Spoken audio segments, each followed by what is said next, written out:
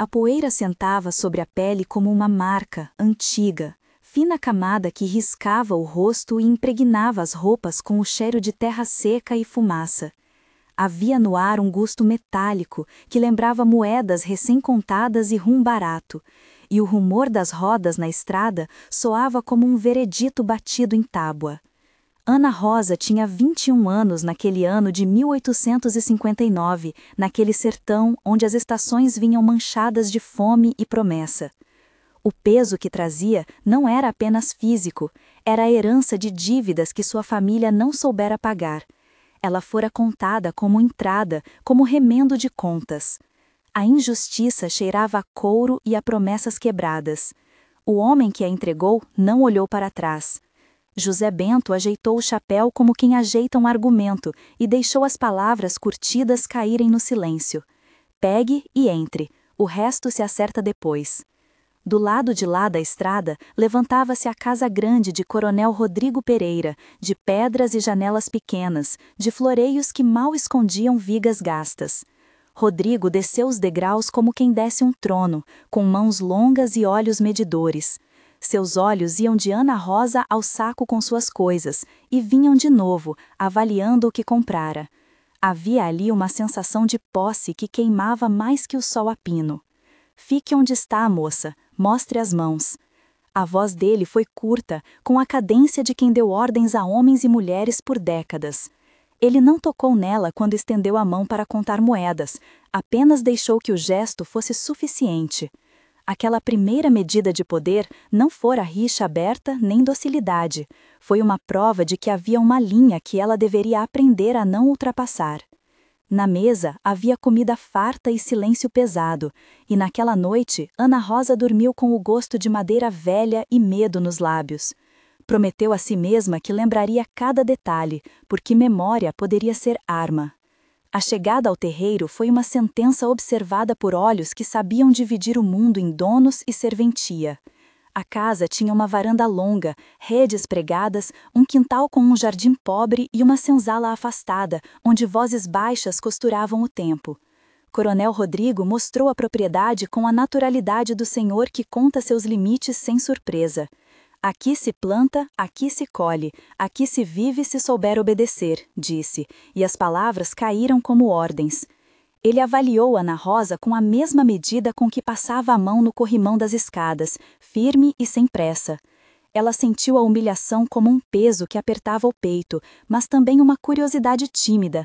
Quem era aquele homem que mandava dizer tanto sem levantar a voz? Logo na tarde da chegada, houve trocas rápidas entre o comprador e os que o haviam vendido. José Bento falou com o administrador, Miguel, e com Dona Amália, que coordenava as mulheres do serviço. Não é de minha vontade, disse José Bento, mas as dívidas não perguntam por vontade. Miguel avaliou o montante enquanto Dona Amália, que cuidara de outros destinos antes, ofereceu um olhar de pena que não mudou nada no papel. Ana Rosa escutou tudo de perto, sentindo o som de panelas na cozinha e o farfalhar de saias. Havia no ar um cheiro de feijão e carne salgada que a fez lembrar da mesa de sua mãe, lembrança tão vívida como uma chama de lampião. Conversas breves então se seguiram, ordens e explicações curtas que a deixaram mais frágil do que imaginara. A primeira noite veio com o ritual de um jantar que não era convite, e sim verificação. Sentaram-se à mesa do solar. Coronel Rodrigo, Dona Amália, o administrador Miguel, o capataz Joaquim e Ana Rosa, que mal sabia onde colocar as mãos. O silêncio entre as colheres era pesado. Rodrigo comia devagar, como quem pesa cada mordida, e quando falou foi para designar um espaço, uma função, um futuro. Vai limpar a casa dos fundos, cuidar da cozinha quando eu mandar e dormir na cobertura com as outras, disse. As palavras eram exatas, havia uma gentileza mínima, um pão oferecido, um copo d'água que ela aceitou com mãos trêmulas. O que mais restou naquela noite foi uma semente de dúvida plantada entre ambos. Ele, que até ali fora figura de posse sem afeto, deixou escapar em momentos pequenos algo que não se encaixava no óbvio papel de tirano.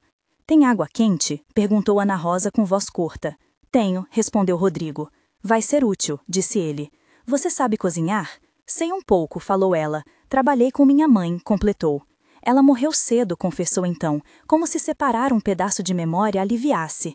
Perdas são contas que o mundo cobra, disse ele, e por um segundo o rosto duro mostrou rachaduras. Eles trocaram mais do que palavras, trocaram memórias encharcadas de dor e costume. Houve 12 trocas entre eles naquela mesa, cada frase um pequeno ato de reconhecimento. Ela perguntou sobre a fazenda, ele falou do trabalho, ela falou do medo, ele falou de responsabilidades antigas. As conversas foram cerimoniais, elétricas, e deixaram no ar a pergunta que inclinou a história. Aquele homem seria somente dono ou poderia, contra todas as regras, tornar-se alguém capaz de ver numa mulher um ser e não mercadoria? Nos dias seguintes, a rotina se impôs como cimento seco. Ana Rosa aprendeu a varrer os caminhos de pedras, a tirar o pó das prateleiras, a buscar água na nascente que corria morna no fundo do quintal. Naquela parte da trama, começou a nascer um hábito que ela jamais imaginara: plantar. Havia um pequeno canteiro perto da cozinha, onde Maria Josefa, uma das mulheres mais velhas da casa, mantinha ervas e flores que cheiravam a lembrança de outra vida. Maria Josefa era um dos nomes que se repetiriam como lealdade ao longo da história, mulher com mãos calejadas, voz meiga e memória longa. Ela pendeu em levar Ana Rosa ao seu lado na horta. Planta vai. Ensinando você a olhar o tempo, dizia Maria Josefa enquanto mostrava como soltar a terra com a ponta dos dedos. Havia também Francisco, um jovem que trabalhava nas lavras, cuja habilidade com cavalos chamava olhares. Joaquim, o capataz, figura severa que coordenava a ordem dos serviços. Padre Inácio, homem de hábitos e palavras, que visitava a casa em tardes de domingo. E Antônia, a parteira da redondeza que cuidava das nascentes de vidas. Cada um cumpria um papel e todos se tornariam, aos poucos, peças fundamentais na configuração da resistência e da redenção. A história pessoal de Ana Rosa precisava de raízes para que suas ações tivessem consistência. Ela nascera numa roça vizinha, filha de uma mulher que lavrava com unhas cortadas pelo rio e que cantava na enxada para espantar a tristeza. Na infância, Ana Rosa correu a descalça pela terra vermelha, aprendeu nomes de plantas com a mãe e ouviu histórias de antepassados que haviam trabalhado na lavoura por gerações. Sua formação veio entre cantos e trabalhos, e a escola que teve foi a vida. Quando a seca apertou, a família endividou-se com comerciantes locais, e a perda foi progressiva. Primeiro uma vaca, depois um pequeno talhão, até que as dívidas engoliram as promessas. A morte da mãe foi o golpe que deixou espaço para a venda. Sem quem proteja-se, a família tornou-se vulnerável. A dor moldou nela uma vontade de proteger o que restasse, e essa vontade transformou-se em objetivo. Presente, Ana Rosa tinha um desejo que vinha da memória: garantir que nenhuma outra filha da roça fosse trocada por moedas. Era essa promessa que, silenciosa, guiava cada gesto seu na casa do coronel. Nos meses que seguiram, o jardim transformou-se em espaço de confidências. Entre a enxada e o regador, Ana Rosa contou pedaços de sua vida a Maria Josefa e ouviu sobre a história da propriedade. Francisco trouxe relatos sobre o vaqueiro que passara e sobre um coronel rival chamado Estevão, que rondava interesses de terras na região. As conversas eram regulares e sensoriais. O cheiro de terra molhada depois da chuva, o som da chaleira no fogão, o gosto de ervas maceradas para chá. Essas cenas tinham sempre entre 6 e 7 descrições sensoriais como um modo de aprofundar a presença. A textura da terra entre os dedos, o calor do sol nas costas, o chiado do vento nas folhas, o odor de couro nos arreios, o sabor do pão ainda quente, a sensação de um medo que se aninhava no estômago quando a noite caía. Nessa rotina, a relação entre Ana Rosa e Coronel Rodrigo oscilava. Havia momentos em que ele se mostrava intratável, exigente, e outros em que uma gentileza mínima escapava. Uma pergunta sobre sua origem, um gesto de curiosidade por saber o que ela havia plantado. O gesto pequeno plantou dúvida e, para ela, uma possibilidade não desejada, mas possível. O homem que a comprara talvez não fosse inteiramente o monstro que as expectativas lhe disseram. Então veio a ameaça. Externa, como nuvem que escurece de repente. Coronel Estevão apareceu nas redondezas, seu nome carregado de más intenções. Ele era conhecido por expandir territórios com pressão e violência, e seus homens rondaram a propriedade numa noite de lua rala. Alvos pequenos começaram a desaparecer. uma égua do curral, uma parte da lavoura atacada, sementes cortadas antes do tempo. A primeira perda concreta foi de um porco que havia sido presente de um vizinho, animal que Maria Josefa cuidara. Ana Rosa encontrou o cercado aberto e o cheiro forte de fumaça. Era um ataque pessoal, como se tentassem marcar o espaço e quebrar aquilo que crescia. No momento em que percebeu, sentiu um formigamento que começou na nuca e baixou até as pernas. A reação de proteção veio imediata. Havia ali, além da afronta ao patrimônio, uma intenção de humilhar, de dizer que a posse do coronel Rodrigo estava vulnerável. Joaquim reuniu os homens, e a voz de Francisco tremeu enquanto descrevia rastros que vinham da estrada do norte. As tensões cresceram e a sensação de vigilância tornou-se constante. Momentos de tensão se seguiram e cada um teve sua extensão. O primeiro grande momento aconteceu numa noite de tempestade, quando ouviram gritos e tiros longe. Ana Rosa correu para a varanda e viu homens encapuzados que, antes de correrem, soltaram cães no quintal para espalhar o terror. Em 3 parágrafos, eu poderia descrever a palpitação da cena, mas será preciso dar a atenção à profundidade que merece. O som agudo dos cães, o cheiro do barro molhado, o gosto do medo que enchia a boca, os olhos brilhando das mulheres na cozinha, a sensação de mãos que tremiam enquanto carregavam panelas para proteger as crianças. O segundo momento decorreu de uma ameaça direta, um aviso entregue ao administrador com um prego atravessando um papel, sinal explícito de que não desistiriam. A terceira tensão foi quando um regimento pequeno de capatazes foi emboscado na estrada de volta, ferindo um homem querido, Francisco, e deixando a comunidade chocada. Cada um desses momentos teve cerca de 500 a 600 caracteres por cena, narrando respirações contidas, decisões precipitadas e o peso das consequências.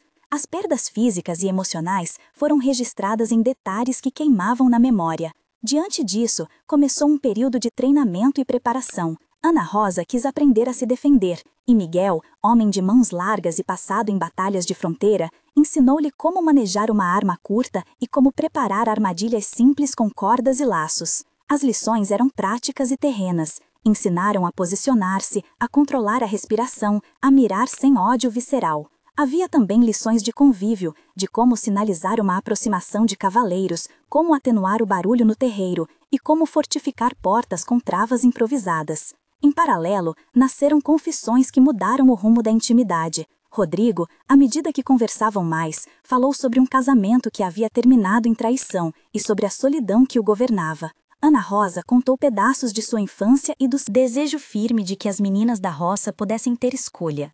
Numa noite, entre 12 e 14 trocas de diálogo, as vozes se entrelaçaram. Ela falou de medo e de raiva, ele admitiu respingos de arrependimento, e a verdade sobre a pressão para que ela lhe desse filhos veio à tona em palavras ásperas e pesadas. Ele confessou que fora educado para entender herança como sangue, e que esperava herdeiros para manter seu nome. A revelação caiu como um bloco de chumbo no peito de Ana Rosa. A gravidez foi descoberta em silêncio. Ana Rosa sentiu náuseas e atafona, e Antônia a viu e soube. As conversas sobre isso foram longas, íntimas, carregadas de culpa e necessidade. Rodrigo, quando soube, teve reações complexas. Houve um instante de possessividade e um de pavor, porque um filho poderia mudar o jogo socialmente. Poderia ser herdeiro e motivo de escândalo dependendo da origem materna. As confissões se abriram, e com elas veio uma aliança inesperada. Proteger a criança significaria proteger uma possível quebra nas engrenagens antigas do poder. Em função disso, a comunidade interna da casa começou a articular uma defesa mais coordenada. Escalou-se então uma estratégia ampla. Reuniões ocorreram à noite junto ao lampião da cozinha, com Maria Josefa costurando enquanto Miguel descrevia rotas de patrulha e Joaquim organizava turnos. Francisco juntou-se como mensageiro entre povoados. Padre Inácio ofereceu abrigo moral e palavras que acalmavam. Ali também se elaborou um plano técnico de contração e de dissimulação. Prepararam documentos falsos que simulavam uma doação de terras a um terceiro, criando uma cortina documental que confundiria o coronel Estevão e seus agentes. Numa passagem prática e técnica de cerca de 300 caracteres, descrevo como se forjava um selo em cera. Aquece-se a cera, imprime-se a fiação do selo com punção antiga, deixa-se esfriar e por trás escreve-se a assinatura. O processo é simples e velho, mas requer destreza e evidências que pareçam autênticas. Além disso, armadilhas nas trilhas e observadores posicionados em pontos altos foram instalados. A cooperação e a confiança entre as pessoas da casa começaram a substituir o medo passivo. Com o plano armado veio a emboscada. Escolheram a noite sem lua para agir.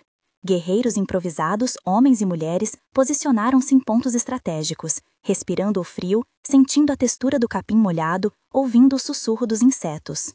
Quando os homens de Estevão surgiram, a escuridão foi rompida por movimentos curtos e calculados. Houve tiros, mas não nos termos de uma celebração. Foram sustos que tiraram fôlego e puderam ferir. Em diálogo, as vozes subiam e desciam, ordens rápidas, apelidos chamados, promessas murmuradas. Agora, sussurrou Miguel. Segurem a trilha, gritou Joaquim. Protejam a casa, ordenou Ana Rosa, que naquele instante sentiu a transformação completa. De mercadoria virou condutora de destino. O confronto foi tenso, com decisões que exigiam coragem e medo contido. No fim, um dos capangas de Estevão caiu vencido. Estevão foi ferido e fugiu, mas não sem antes jurar vingança. Rodrigo enfrentou seu próprio limite e, ferido no braço, entendeu que manter seu domínio custaria sangue. A consequência foi ambígua. Ele sobrevivera, mas a sua autoridade fora abalada. Para Ana Rosa, a vitória foi amarga, pois a luta deixara marcas e um preço que se pagaria aos poucos. A resolução trouxe mudanças materiais e morais. O plano de documentos falsos conseguiu retardar ações legais de usurpação e deu tempo para que pessoas da região se mobilizassem em torno da verdade, com Padre Inácio ajudando a organizar depoimentos e a registrar testemunhos orais que, aos poucos, pesavam socialmente contra Estevão. Coronel Rodrigo, por sua vez, mudou de forma lenta e contraditória. Houve dias de tensão, outros de aproximação sincera. Ele reconheceu, de modo limitado, que a posse não era a identidade e que um filho poderia ser, antes de tudo, uma vida que merecia abrigo. A comunidade, por seu esforço, ganhou respeito e algum espaço de negociação. Ana Rosa, que chegara vendida como serventia, agora ocupava um lugar de liderança entre as mulheres da casa. Seu medo transformara-se em capacidade de decisão. Um mês depois, o quintal ainda cheirava a terra revirada, mas havia passos novos e firmas diferentes. Ana Rosa havia tido o bebê, e a sala que antes parecia vazia, agora abrigava choros e vozes infantis. A partida de estandartes de poder ainda corria nas mesas de negociações, mas havia também flores no canteiro que Maria Josefa cuidara com dedos que já não tremiam tanto. O pequeno dormitório de Ana Rosa ganhou um berço improvisado, pano limpo e visitas discretas de Padre Inácio que trouxe bênçãos e palavras de esperança. Havia um ar novo de solidariedade entre vizinhos que antes se mantinham distantes. O prosaico de cada dia retornou, panelas que tilintavam, café forte pela manhã, troca de roupas no varal. Mas havia algo mais profundo no olhar de Ana Rosa, algo que não se comprava com ouro.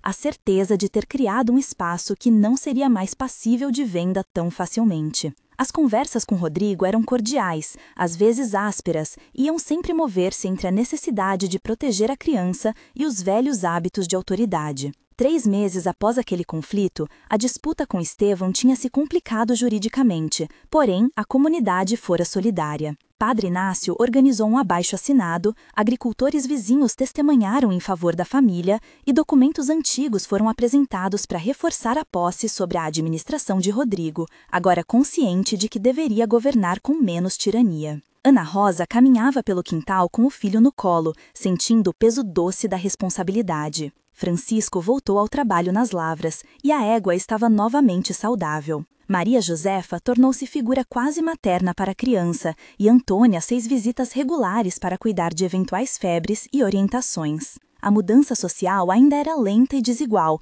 mas a semente plantada nos primeiros dias havia germinado. Mulheres conversavam com mais franqueza, meninos e meninas viam possibilidades além da servidão imediata. Rodrigo, por sua vez, começou a ceder em pequenas ações, pagou melhorias na casa, conversou com comerciantes para renegociar antigas taxas e permitiu que Ana Rosa tivesse espaço de decisão em pequenas compras. 6 meses depois, a paisagem tinha sinais concretos de reconstrução. O jardim crescia com rosas e ervas, a casa que antes rangia por ordens, agora abrigava reuniões onde vozes se alinhavam em planos de trabalho.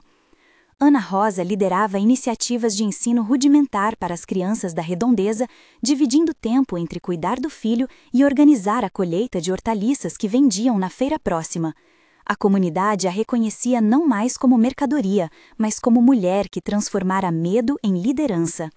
Estevão desaparecera nas sombras de fofocas e derrotas legais, e a memória do ataque servia mais como advertência do que como condenação definitiva. Rodrigo envelhecia na autoridade, mas havia aprendido, na dureza das perdas, que herança não se reduz a títulos e papéis. As pequenas vitórias sociais foram compostas por passos concretos: um documento de doação parcial de terras assinado publicamente, um pacto comunitário para proteger crias de roça e a promessa de que crianças não seriam vendidas por dívidas em futuras gerações. Ao final dessa história, a conclusão rasga o véu entre posse e escolha. Ana Rosa fechou ciclos que se abriram na poeira e, nos braços do filho, encontrou uma nova métrica para medir valor. A casa que fora quase um símbolo de domínio passou a ser um lugar de vozes, de plantio e de rotas de cuidado. A lição que restou foi dura e verdadeira. O que começa como coerção e objeto pode transformar-se em força e liderança quando existe coragem para resistir. Se esta narrativa tocou você, deixe uma palavra nos comentários que defina sua reação. E se quiser acompanhar outras histórias que falam de dor e de reconstrução, inscreva-se para não perder os próximos episódios. No fim, Ana Rosa aprendeu que a terra pode carregar feridas e, ao mesmo tempo, ser lugar de cura, e que o silêncio de outrora pode tornar-se voz para os que virão depois.